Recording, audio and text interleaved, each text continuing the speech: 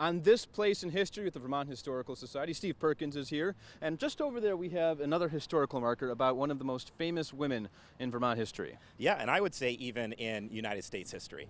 This is a woman named Emma Willard, and everybody knows her as this pioneering women educator. So what happened here?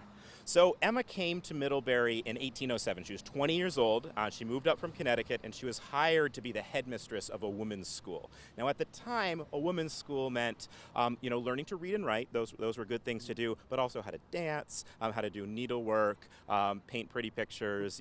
These were things that women did. Yeah. But Emma didn't like that.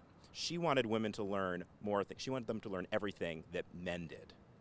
And so she tried to go to Middlebury College. That didn't work out. Yeah, so Middlebury College had just started, and it was only for men. And she said, that's fine, but can I audit some courses? Can my students audit some courses? And they said, no, absolutely not.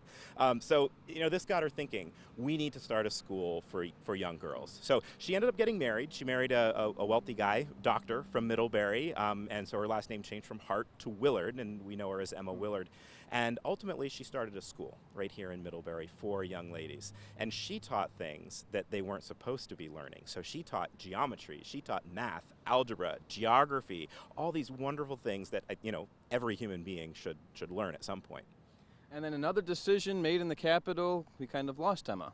We did lose Emma, so she became known nationwide. She wrote textbooks, she wrote essays, and then so she approached the governor of the state of Vermont and said, you know what, Vermont needs a finishing school or a secondary school for young women. Would the state fund it? And the governor said no.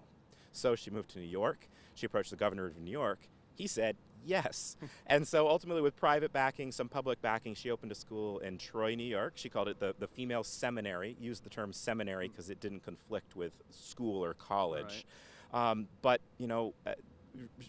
Well after her death, they renamed that school the Emma Willard School, and it's a world-renowned prep school for young women now. And you have something on display from one of her students. We do. So if you visit our museum in Montpelier, you can see in one of the parlor scenes a great painting of Mount Vernon that was done by one of her students. And so that's one of the few things that survive. I mean, we're talking 1820s, right. So this was a long time ago. You can also visit our library and archives, and we have most of her writings, most of her essays available for you to read. All right. Wonderful Vermonter, one of the most famous women in U.S. history, from Middlebury on This Place in History.